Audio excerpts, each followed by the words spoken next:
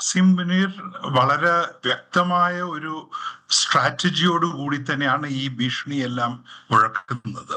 അദ്ദേഹത്തിന്റെ target audience പറയുന്നത് ഒന്ന് പ്രസിഡന്റ് ട്രംപ് തന്നെയാണ്, പിന്നെ അമേരിക്കൻ എസ്റ്റാബ്ലിഷ്മെന്റും വേണ്ടി വന്നാൽ വെസ്റ്റേൺ എസ്റ്റാബ്ലിഷ്മെന്റ് എന്നും നമുക്ക് പറയാം.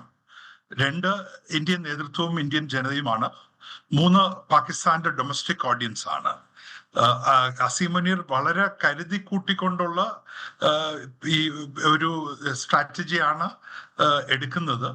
അദ്ദേഹത്തിന്റെ ഉദ്ദേശം എന്ന് പറയുന്നത് ഈ ലോകത്തിന്റെ ശ്രദ്ധ പാകിസ്ഥാനിൽ നിന്നും ഇന്ത്യയിലേക്ക് ഉണ്ടാകുന്ന ടെററിസത്തിന് പകരം ഇന്ത്യയും പാകിസ്ഥാനും തമ്മിലുള്ള യുദ്ധത്തിൽ നിന്നും ഒരു ന്യൂക്ലിയർ വാറായി അത് മാറാനുള്ള ആ ഒരു സാധ്യതയിലേക്ക് ലോക ശ്രദ്ധയെ കൊണ്ടെത്തിക്കുക എന്നതാണ് അദ്ദേഹത്തിന്റെ ശ്രമം.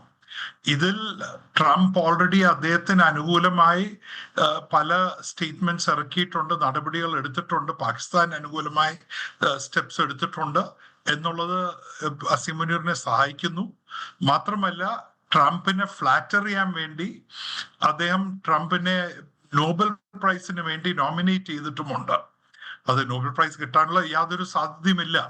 എങ്കിലും ട്രംപിനോട് വിജയിക്കുന്നത് ഫ്ലാറ്ററിയിലൂടെയാണ് എന്ന് അറിഞ്ഞുകൊണ്ട് അസീം മുനീർ പ്രവർത്തിക്കുകയാണ്.